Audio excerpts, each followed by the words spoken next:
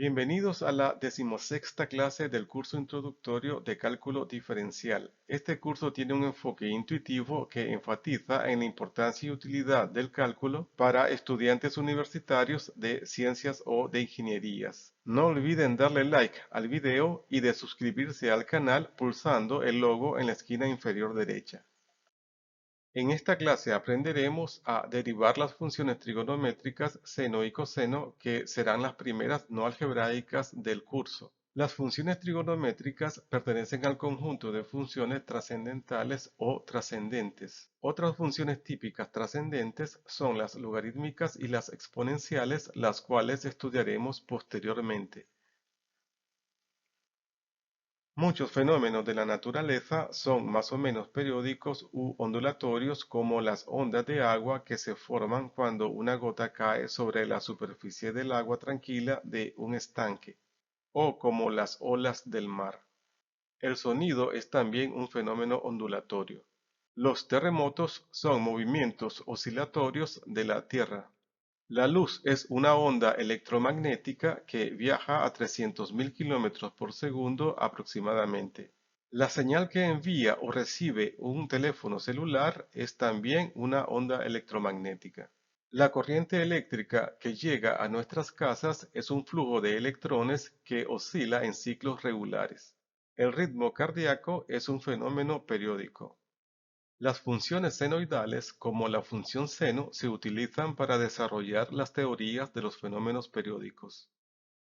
Antes de definir las funciones seno y coseno, recordemos que un polinomio define una típica función algebraica.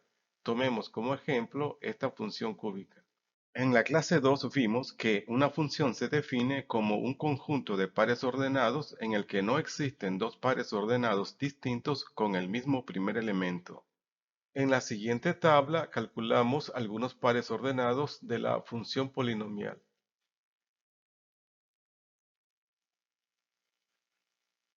Ubicamos los puntos correspondientes en el plano cartesiano.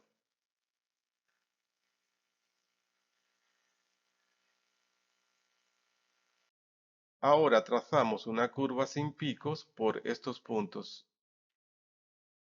Obsérvese que la función es el conjunto de los infinitos puntos que constituyen la curva, es decir, la curva de la función es la función misma.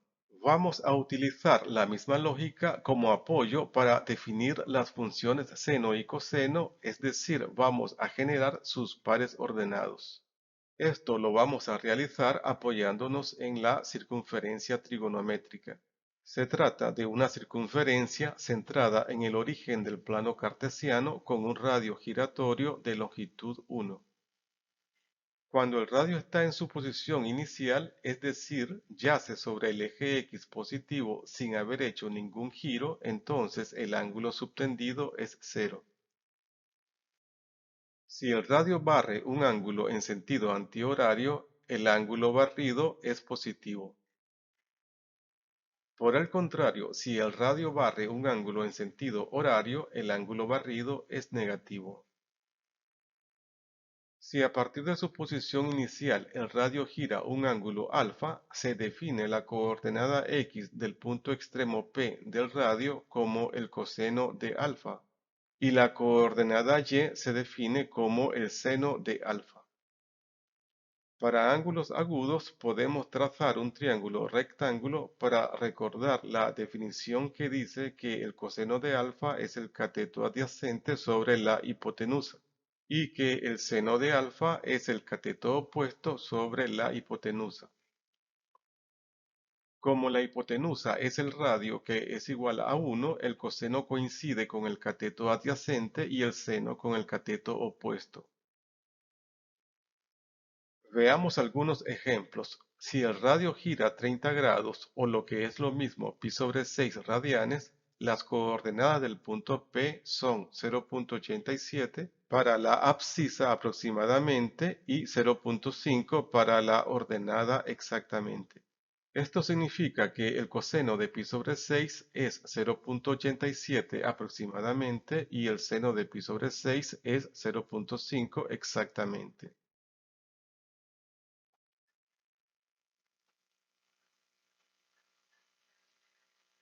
En un segundo ejemplo, el radio gira 135 grados o 3π/4 radianes. En consecuencia, el punto P tiene coordenadas -0.707 y 0.707 aproximadamente. Esto significa que el coseno de 3π/4 es -0.707 y que el seno del mismo ángulo es 0.707.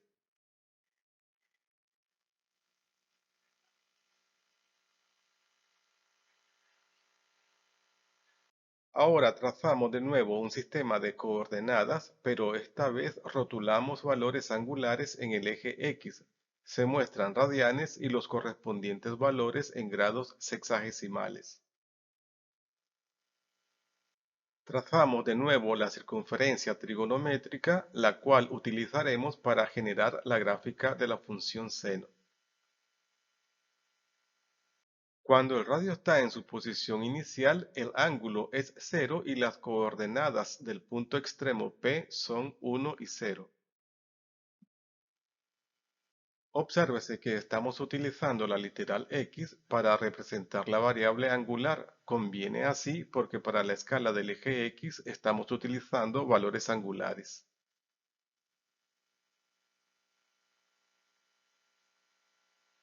Por definición, la coordenada X del punto P es el coseno de 0 y la coordenada Y es el seno de 0. Por ahora nos vamos a enfocar en los valores de la función seno. Evidentemente, en este caso, seno de 0 es 0. Marcamos el origen del plano cartesiano para indicar que este punto pertenece a la función seno. Cuando el radio gira π/6, la coordenada y del punto P es 0.5. Luego, el valor de la función seno en π/6 es 0.5. De esta manera, hemos obtenido un segundo punto de la función seno. Para el ángulo π/3, la coordenada y del punto P es 0.87 aproximadamente. Luego, el seno de π/3 es 0.87 aproximadamente. De esta manera hemos obtenido un tercer punto de la función seno. Para el ángulo x igual π/2, la coordenada y del punto P es 1, es decir, el seno de π/2 es 1. De esta manera hemos obtenido otro punto de la función seno. Un punto más para la función seno.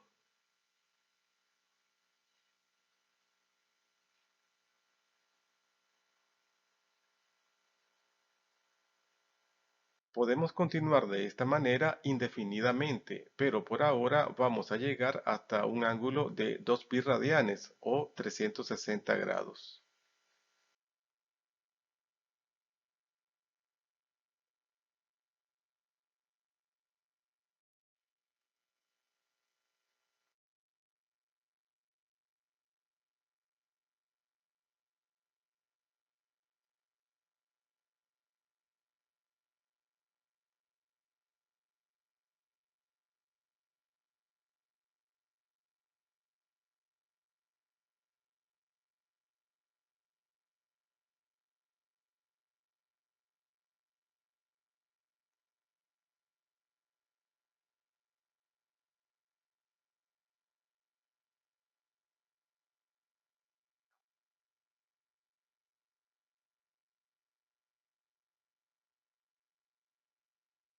Ahora trazamos una curva suave por estos puntos para obtener un ciclo de la gráfica de la función seno.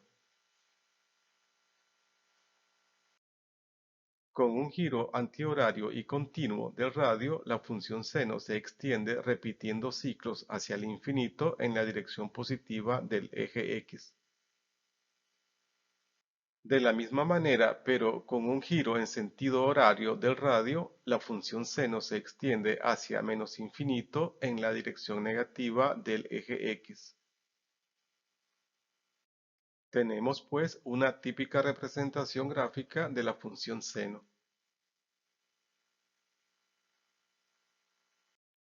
Con un procedimiento similar podemos construir la gráfica de la función coseno. Las dos funciones tienen la misma forma ondulada, pero una con respecto de la otra está desplazada horizontalmente 90 grados o pi sobre 2 radianes.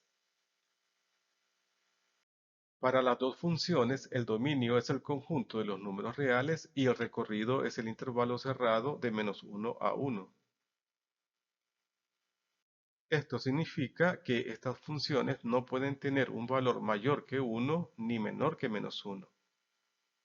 Ahora que están definidas las funciones seno y coseno, tratemos de encontrar sus derivadas. Pero antes debemos evaluar un límite clave. Es el límite cuando el ángulo x tiende a 0 de seno de x sobre x. Encontrar este límite no es tan sencillo como cuando tratábamos con funciones algebraicas. Obsérvese que si se prueba a evaluarlo con una simple sustitución de x por 0, el resultado es una indeterminación.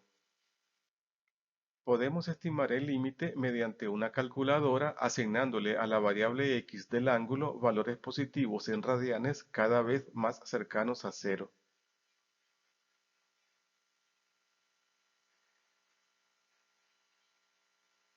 Obsérvese que el cociente seno de x sobre x parece tender a 1 cuando el ángulo x tiende a 0 por la derecha. Si utilizamos ángulos negativos que tienden a 0, el límite de seno de x sobre x también parece ser 1.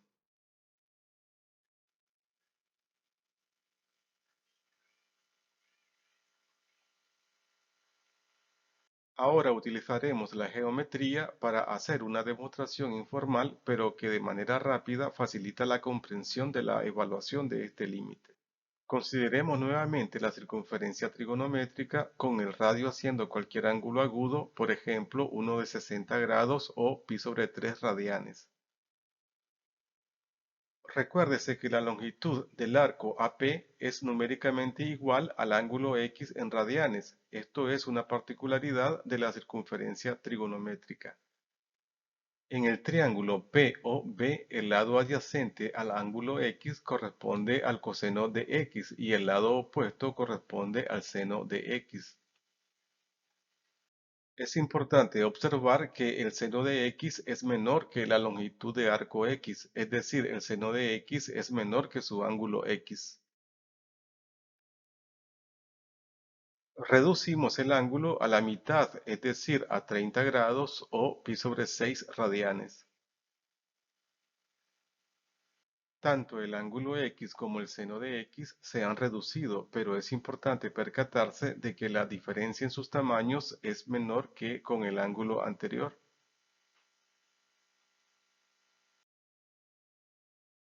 De nuevo reducimos el ángulo, esta vez a 15 grados o pi sobre 12 radianes, y la diferencia en tamaño entre el seno de x y su ángulo x se redujo aún más.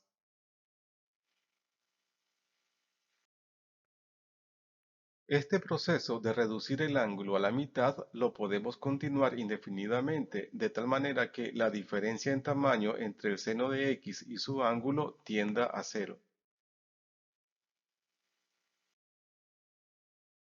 Dicho de otra manera, el seno de x tiende al mismo ángulo x.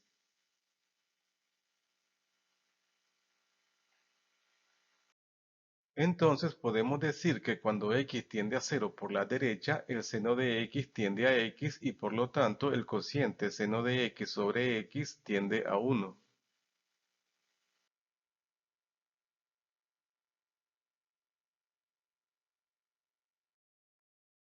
Podemos repetir un proceso similar para ángulos negativos.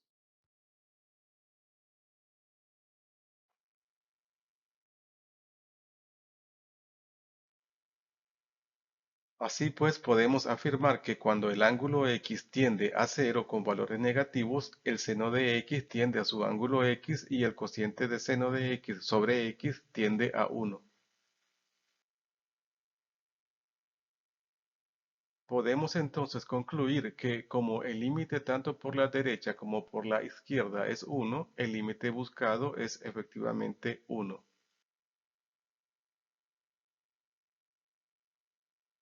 Con la gráfica de la función definida mediante el cociente seno de x sobre x se muestra la geometría de la indeterminación de la función en x igual 0.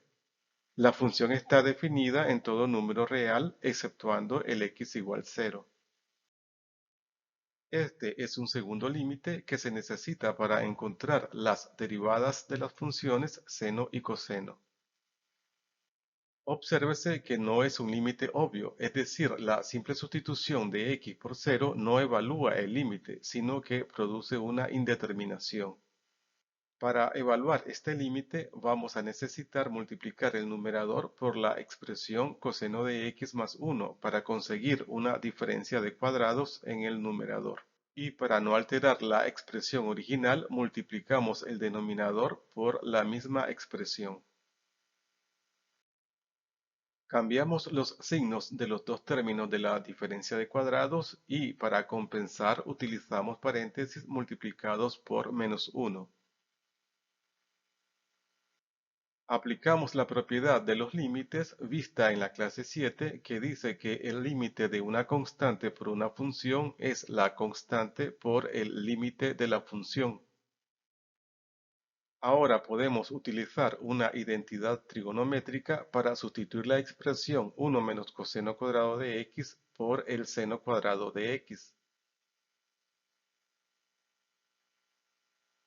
Nuevamente recurrimos a la clase 7 para recordar que el límite de un producto es el producto de los límites. Ya sabemos que el límite de seno de x sobre x es 1. Por otra parte, el límite de seno de x sobre coseno de x más 1 es un límite obvio y se puede evaluar por simple sustitución de x por 0. De esta manera, el límite buscado es 0.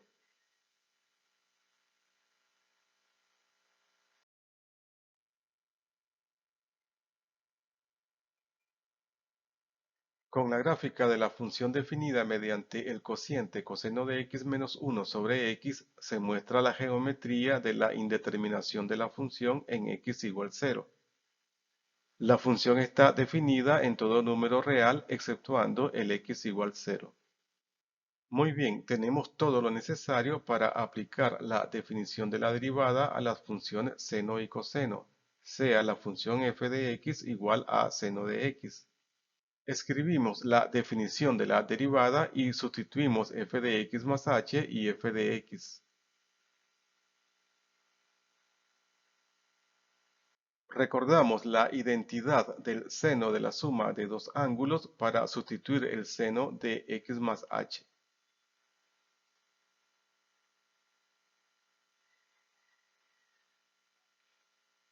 Obsérvese que el seno de x es factor común en dos de los tres términos del numerador, por tanto podemos reescribir el límite de una forma más conveniente. Considerando a h como denominador común, podemos separar esta fracción en la suma de otras dos.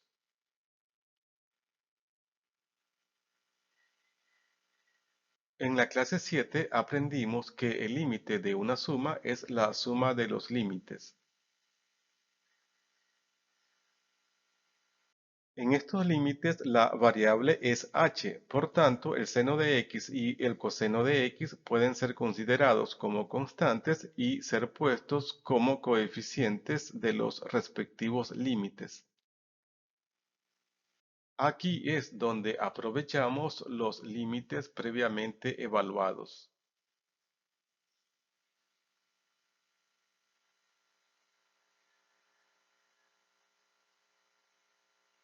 Podemos entonces continuar con el procedimiento escribiendo seno de x por 0 más coseno de x por 1, lo cual es lo mismo que coseno de x. Así pues, podemos resumir diciendo que la derivada con respecto a x del seno de x es el coseno de x. Con un procedimiento similar, podemos demostrar que la derivada del coseno de x es el menos seno de x. Comparemos la función seno con su derivada, es decir, con la función coseno.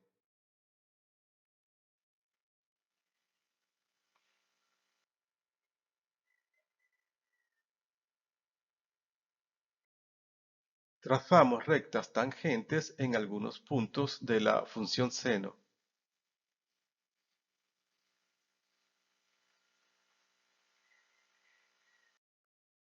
Obsérvense los puntos de la función seno donde las tangentes son horizontales, es decir, donde las pendientes son cero. En cada uno de estos puntos la derivada es cero, coincidiendo con el valor de la función coseno.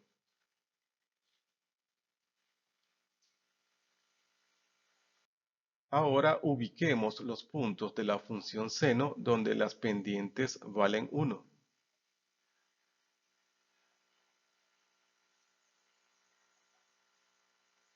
Estos son los puntos donde la derivada de la función seno es 1 y, como podemos observar, son los puntos donde la función coseno vale 1.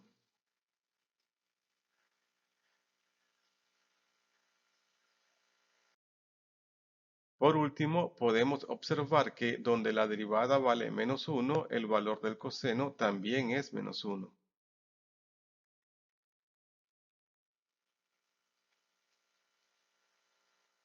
Todo en correspondencia con la teoría que nos dice que la derivada del seno es el coseno. Estamos llegando al final de la 16ª clase del curso y conviene hacer algunas conclusiones. 1. Hemos encontrado las derivadas de las dos primeras funciones no algebraicas, con lo cual hemos aumentado nuestra capacidad para derivar. 2. El cálculo infinitesimal que involucra funciones trigonométricas es fundamental para las teorías de los fenómenos periódicos como las teorías ondulatorias. Muy bien, jóvenes, es magnífico si han seguido con interés esta 16ª clase. En la próxima clase vamos a continuar con el estudio de las derivadas de las funciones trigonométricas. No olviden darle like al video, compartan con otros estudiantes, pulsen la campanita para ser avisados de la próxima clase y suscríbanse al canal. Cualquier observación o requerimiento que tengan, escríbanlos en los comentarios para mejorar o hacer nuevos videos. Hasta pronto.